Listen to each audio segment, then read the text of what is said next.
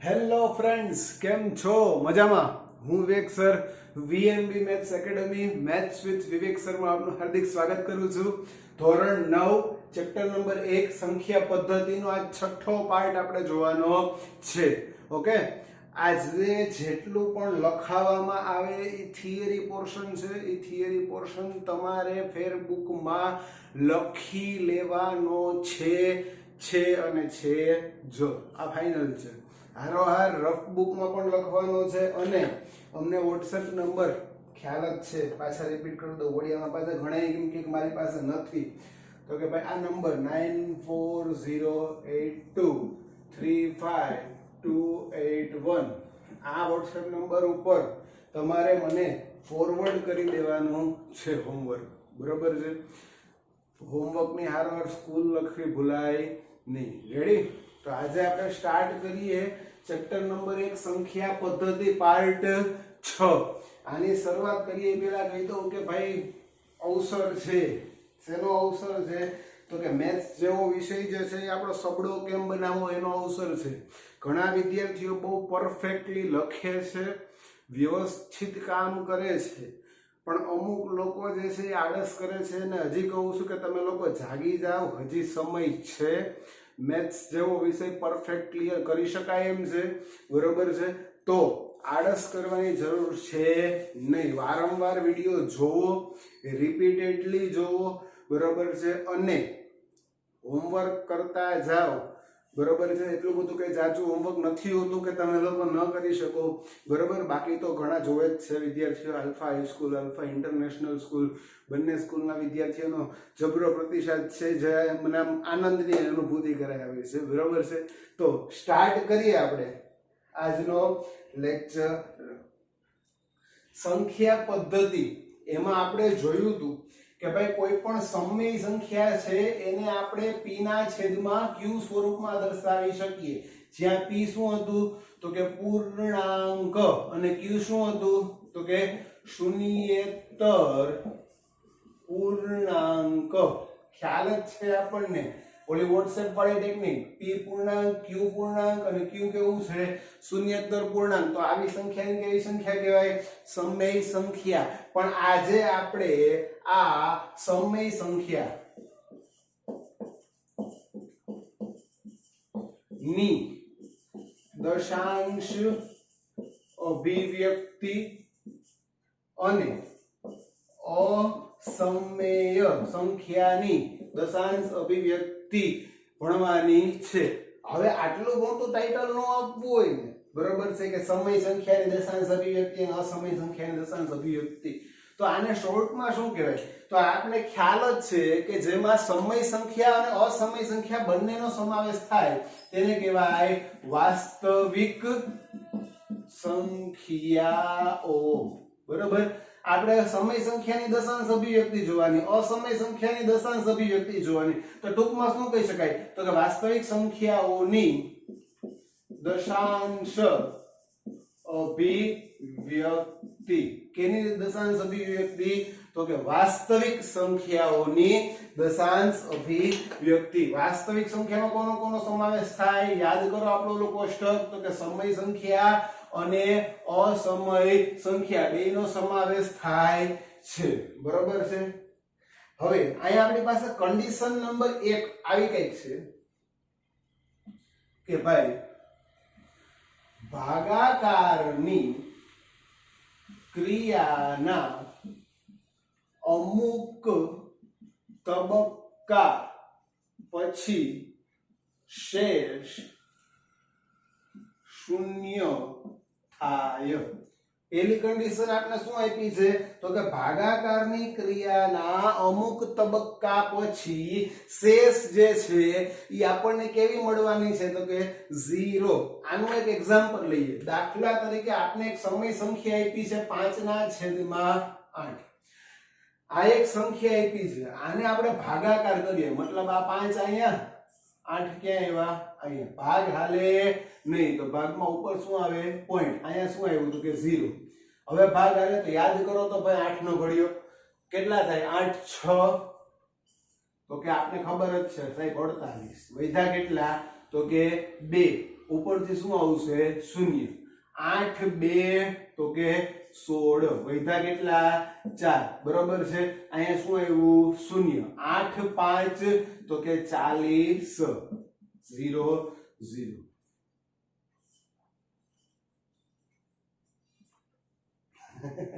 Ready ને તો ભાગાકારની અમુક ક્રિયા પછી મતલબ કે ભાગાકારની ક્રિયાના અમુક તબક્કા પછી શેષ આપને કેવી મળે છે 0 શેષ 0 મળે છે એટલે હું શું લખી શકું તો કે 5/8 બરાબર 0.625 થાય કે ન થાય રેડી ક્લિયર હજી એક ઉદાહરણ જોઈએ આપણે ઉદાહરણની કે કમી છે 1/4 તો ભાઈ આમાં ભાગ લેવાનો આ 1 અહીંયા આવ્યો 4 ભાગ આલે નહીં શું આવશે પોઈન્ટ અહીંયા આવ્યું 0 4 2 8 વૈધા કેટલા 2 ઉપરથી આવશે 0 4 5 20 અહીંયા જવાબ શું આવ્યો 0 0 હાલો રેડી ડન તો 1/4 બરાબર કેટલા થાય તો કે 0.25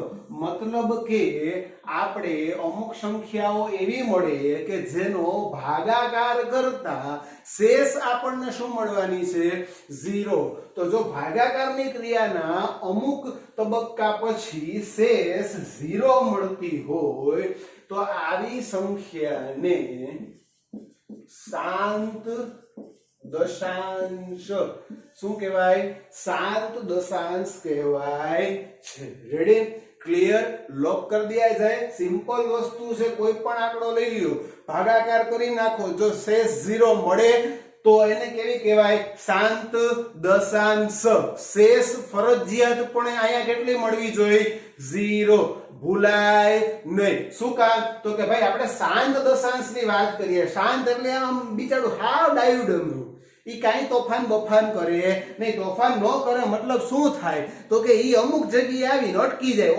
પછી શું થાય તો કે અહીંયા શેષ 0 મળી જાય જો મળી બરાબર છે પણ આમાં ક્યારેક થોડુંક વિચિત્ર થાય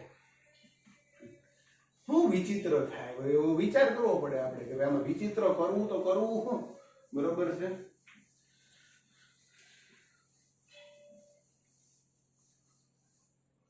બીજો ભાગ જોઈએ આનો ભાગ 2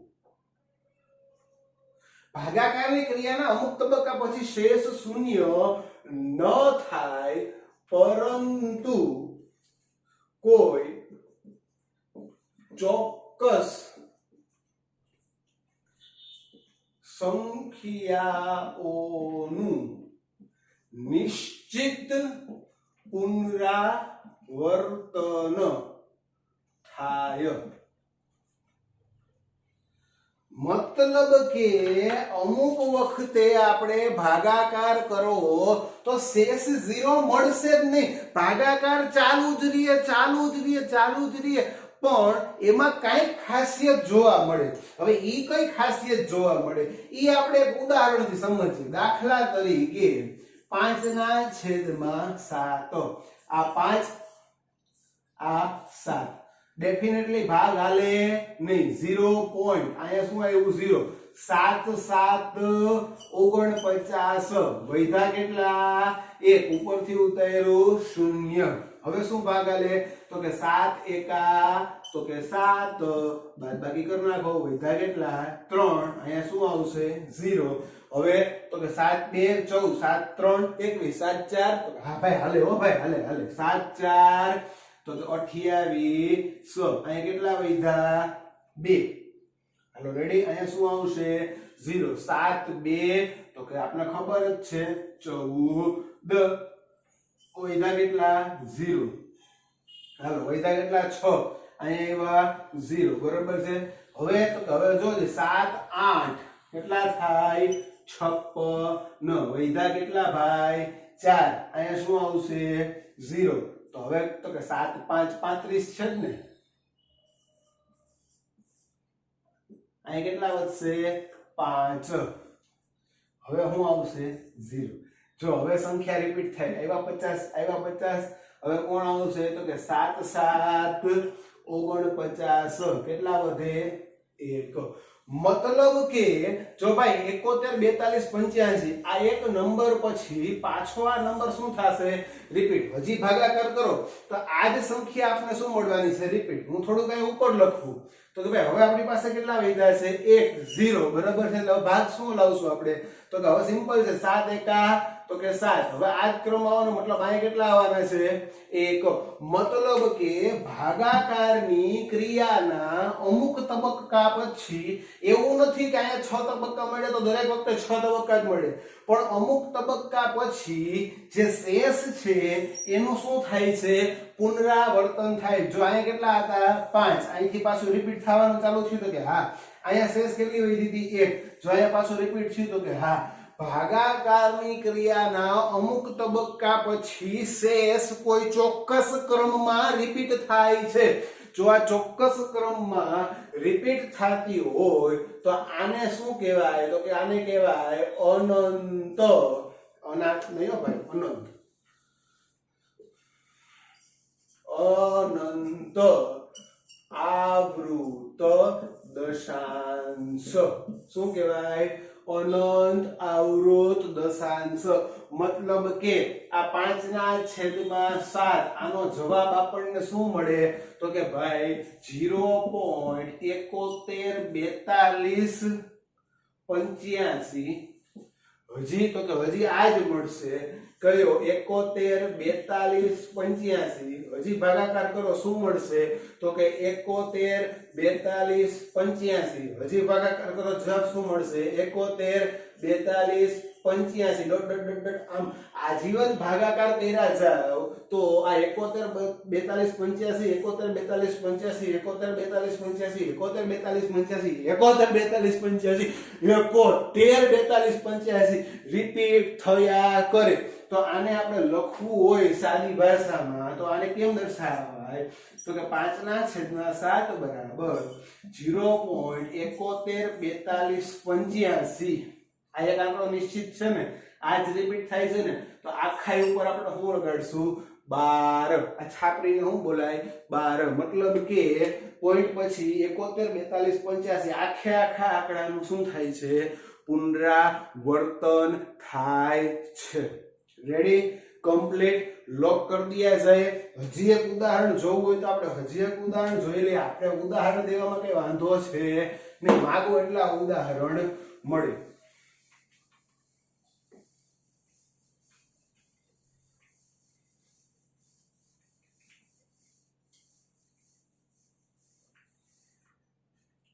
જો હાલો હજી એક ઉદાહરણ જોઈ લઈએ શું છે તો કે ભાઈ 1 ના છેદમાં 3 मतलब आ 1 आ 3 भाग आले नहीं 0.0 3 3 9 કેટલા વધ્યા 1 0 3 3 9 1 0 3 3 9 આ 1 0 3 3 9 1 0 આજીવન ભાગાકાર કરવું જોઈ લે ચોક્કસ શેષનું શું થાય છે પુનરાવર્તન मतलब के 1/3 is equal to 0.3333 dot dot dot dot dot dot તો ગણતરી વાર આવે તો આવું તો લખાય નહીં તને લખું છું તો કે 0.3 12 એટલે કે 0.3 નું मतलब કે આ 3 નું ચોક્કસપણે શું થાય છે પુનરાવર્તન થશે રેડી અને શું કહેવાય અનંત આવૃત દશાંશ આવા બે ચાર ઉદાહરણ તમે ખુદ ગોતો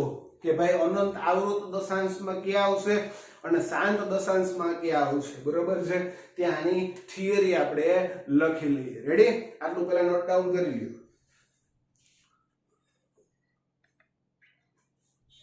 ચાલો થોડીક નોટ્સ જોઈ લઈએ સમ ઇમ્પોર્ટન્ટ નોટ કેટલીક અગત્યની નોટ શું છે તો કે જે સંખ્યાઓની દશાંશ અભિવ્યક્તિ શાંત અથવા અનંત આવૃત હોય કેવી કીધી તો કે શાંત અથવા અનંત આવૃત આવી સંખ્યાને સમય સંખ્યા કહેવાય જો શું કહેવાય સમય સંખ્યા પણ દશાંશ સ્વરૂપમાં જો તે સંખ્યા અનંત આવૃત સ્વરૂપે હોય, મતલબ કે આમ કોઈ પણ આંકડો રિપીટ થતો હોય 0.3333333 એટલે કે 0.312, જો આવી રીતે આ કોઈ પણ આંકડો રિપીટ થતો હોય તો આપણે તેને p ના છેદમાં q સ્વરૂપમાં, મતલબ કે ધારો કે કોઈ એક સંખ્યા આપી દીધી આપણે 0.71428512 આવી સંખ્યા આપી દીધી,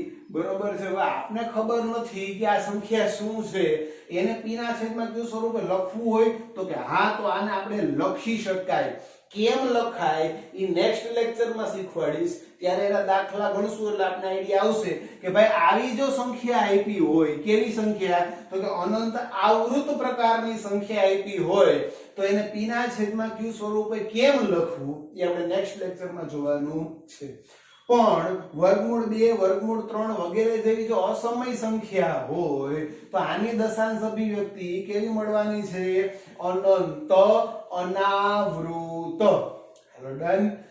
પાઈ, આને શું વચાય, પાઈ। પાઈ કેવી સંખ્યા છે, અસમય સંખ્યા છે। હવે તમે એમ કહો કે સાહેબ પાઈ તો કિંમત નિશ્ચિત છે, 22/7 અથવા 3.14, ના, નિશ્ચિત નથી। આ કિંમત જે છે એ આશ્રય કિંમત, મતલબ કે આસન્ન મૂલ્ય છે, એપ્રોક્સિમેટ વેલ્યુ એ આપણે જે માની લીધી છે એ છે, હકીકતમાં એટલી મળતી નથી। આ આંકડો ખૂબ જ મોટો મળે છે, બરોબર છે। સો પાઈ છે એ કેવી સંખ્યા છે, અસમય સંખ્યા। હાલો રેડી, ડન, કમ્પ્લીટ। હવે જોવાનું છે સ્વાધ્યાય કેટલામું, તો કે 1.3। સ્વાધ્યાય 1.3 દાખલા નંબર 1, નીચેની સંખ્યાઓને દશાંશ સ્વરૂપમાં લખો અને કેવા પ્રકારની દશાંશ અભિવ્યક્તિ છે એ જણાવો। હાલો પહેલો દાખલો લઈએ, કયો છે, તો કે 36/100। 36/100 એટલે આપણે સિમ્પલ લખી શકીએ 0.36, એ તો તમને આવડે જ છે। મતલબ કે આ કેવું દશાંશ છે, તો કે શાંત દશાંશ। હાલો રેડી। આમાં કે આપણે ખોટું લખ્યું તો કે નહીં, શું કામ, તો કે જો પોઈન્ટ પછી નિશ્ચિત આંકડા છે, મતલબ આ કેવું છે, શાંત દશાંશ। ક્લિયર।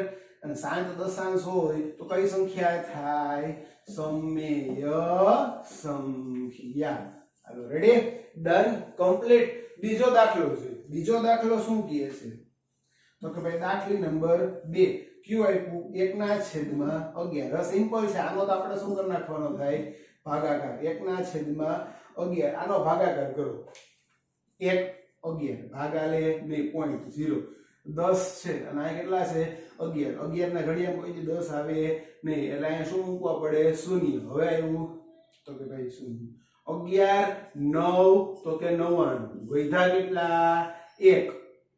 હવે અહીંયા આવ્યું 0, ભાગ આલે નહીં તો ભાગમાં પડી 0, હજી એક શું આવશે, 0। 11 9 99, વધ્યા કેટલા, 1। એલા ભાઈ જો તું રિપીટ થાય છે આંકડો, મતલબ કે આને આપણે શું લખી શકાય, તો કે 1/11 બરાબર 0.090909 dot dot dot dot dot, આ રીતે લખી શકાય। તો આને બીજી રીતે શું લખાય, તો કે 0.0912, 0.0912 હોય, મતલબ કે આ કેવા પ્રકારની અભિવ્યક્તિ થઈ, તો કે અનંત આવૃત દશાંશ।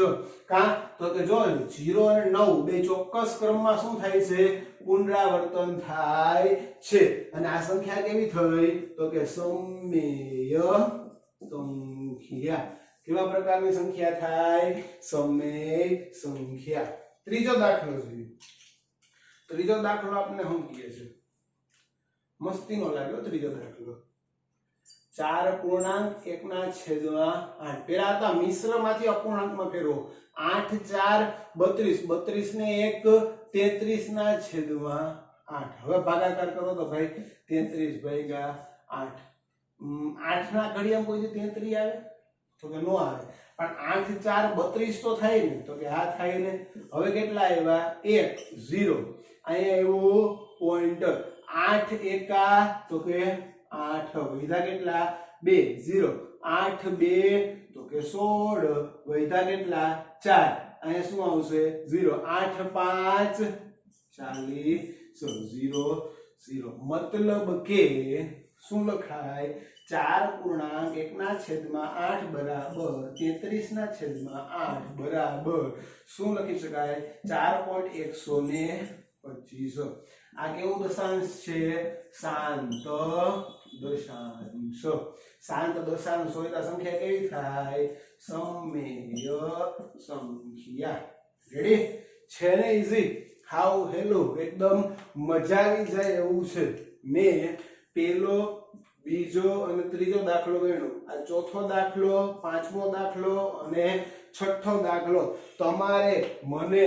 હોમવર્કમાં કરીને બતાવવાનો છે ડન ક્લિયર લોક કરી દિયા જાય અત્યારે જ આ હોમવર્ક કરી નાખો હોમવર્કમાં મને દાખલા ગણીને બતાવી દો બરાબર છે હું ચેક કરીને તમને સામે રિપ્લાય આપી દઈશ રેડી લખી લ્યો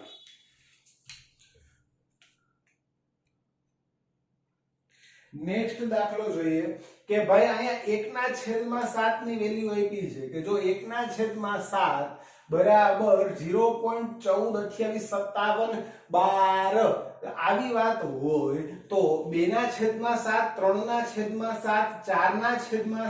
4/7 5/7 અને 6/7 નું મૂલ્ય ભાગાકાર કર્યા વગર ગોતવાનું છે અહીંયા 1/7 બરાબર કેટલા આપ્યા છે 0.142857 12 હાલો રેડી આપણે ગોતવાનું શું છે તો કે 2/7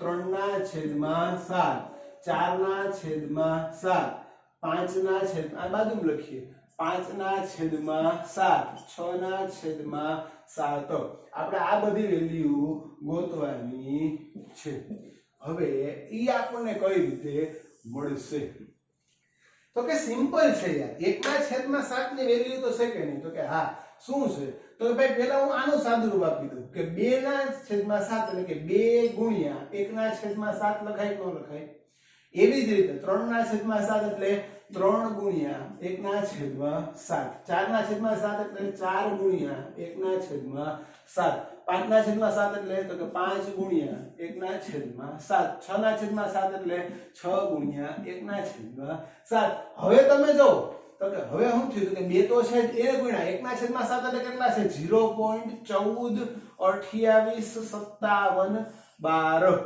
છે કે નહીં થઈ ગયું હવે વેલ્યુ મળે કે નહીં તો ભાઈ 2 ગુણ્યા 142857 ગુણાકાર કરો તો 2 ગુણ્યા 142857 7 2 14 એટલે આનો જવાબ મળે 0.285714 ગુણાકાર કરીને ચેક કરી લેવાનું છોટ હાલો રેડી હવે શું આવશે તો હવે છે 3 ગુણ્યા 0.142857 તો કે ભાઈ 3 ગુણ્યા 0.142857 નો ગુણાકાર કરો તો 7 3 21 બરાબર છે તો આનો જવાબ આવશે 0.4285 7 પછી શું આવશે તો કે 1/12 મતલબ કે આનો જવાબ આવશે 4285 71 ડન તમને એમ થાય કે આ ગુણાકાર મોઢે કેમ થાય ટેકનિક શીખવાડવું રાજો ધીરે ધીરે બધું શીખવાડે 4 ગુણ્યા 0.142857 કેમ કે 1/7 ની વેલ્યુ આપણી પાસે છે 142857 તો આની વેલ્યુ શું મળે તો કે 4 ગુણ્યા 0.142857 નો ગુણાકાર કરો તો 7 4 28 મતલબ આનો જવાબ આવશે 57 14 28 પણ કેવા 0.571428 12 હવે અહીંયા આપણે ગુણાકાર કરો અહીંયા શું મળે તો કે 5 ગુણ્યા 0.142857 આનો ગુણાકાર કરવો ઓ ભાઈ તમારે તો 5 ગુણ્યા 0.142857 કરો થી 5 7 ને 35 મતલબ કે 0.714285 12 આવો જવાબ મળે એવી રીતે 6 ગુણ્યા 0.14 28 57 12 તો આનો જવાબ કેમ મળે તો કે 0.6742 મતલબ કે 857 142 12 હવે તમને એમ થાય કે મેં આ બધા ગુણાકાર મોઢે કેમ કર્યા આમાંથી કોઈ પણ એક આંકડો લઈ લે ધારો કે 5/7 એટલે આપણે શું લખ્યું હતું તો કે 5 ગુણ્યા 1/7 બરાબર 5 ગુણ્યા 0.14 28 57 12 હવે રફ વર્ક કરાવું જો આ લખવાનું હોય નહીં આ ખાલી યાદ રાખવાનું હોય તો મેં પેલા એકમના અંતરે ગુણાકાર કર્યો 5 7 તો કે 35 5 7 આપણે શું મળ્યા 35 આમાં કે પાંચડો દેખાય તો કે હા કે 35 નો એકમનો અંક શું છે તો કે 5 આમાં કે પાંચડો દેખાય તો કે હા ઈ પાંચડા પછી કઈ સંખ્યા છે તો કે 7 તો 7 ને લખી નાખો હવે પાંચડા પહેલાની આખી સંખ્યા 14 28 5 આખી લખી નાખો બરોબર છે આ થઈ ગયો તમારો જો આગળ 0 પોઈન્ટ દાખલા તરીકે મારી પાસે સંખ્યા છે જો અતિ ક્લિયર કર દો આ ગુણાકાર મોઢે કેમ કરવા એની ટેકનિક 2/7 એને ગુણ્યા શું હતું તો કે 2/7 બરાબર આપણને શું મળ્યું તો કે 2 ગુણ્યા 1/7 એટલે કે 2 ગુણ્યા 0.14 28 57 12 હવે વિચાર કર 2 7 તો કે 14 નો એકમનો અંક કોણ છે 14 નો એકમનો અંક છે 4 આમાં કે 4 દેખાય તો કે હા 4 પછી શું આંકડો છે તો કે ભાઈ 28 57 લખી નાખો હવે 4 પહેલા કયો આંકડો છે તો કે એકડો ચોગડો પોતે 0 પોઈન્ટ તો ગુણાકાર કર તો તને આ જ જવાબ મળે એવી રીતે 3 7 21 21 નો એકડો ક્યાં છે અહીંયા તો મેં શું લખ્યું 42 85 7 42 85 7 પછી એકડા ક્યાં લખી નાખો પાછળ જો 4 તો કે 4 7 28 એકમનો કોણ આવ્યો તો કે આઠડો આઠડા પછી કોણ આવતું હતું તો કે 57 ને પહેલા લખી નાખ્યું પાછળ શું લખી નાખ્યું 14 28 ગુણાકાર કરતા તને જવાબ આ જ મળવાનો છે રેડી ક્લિયર આજે લખાવેલું બધું એકવાર હોમવર્કમાં કરવાનું છે મને WhatsApp કરવાનું છે નેક્સ્ટ લેક્ચરમાં ભેગા થાય ત્યાં સુધી અસ્તુ આવજો ટાટા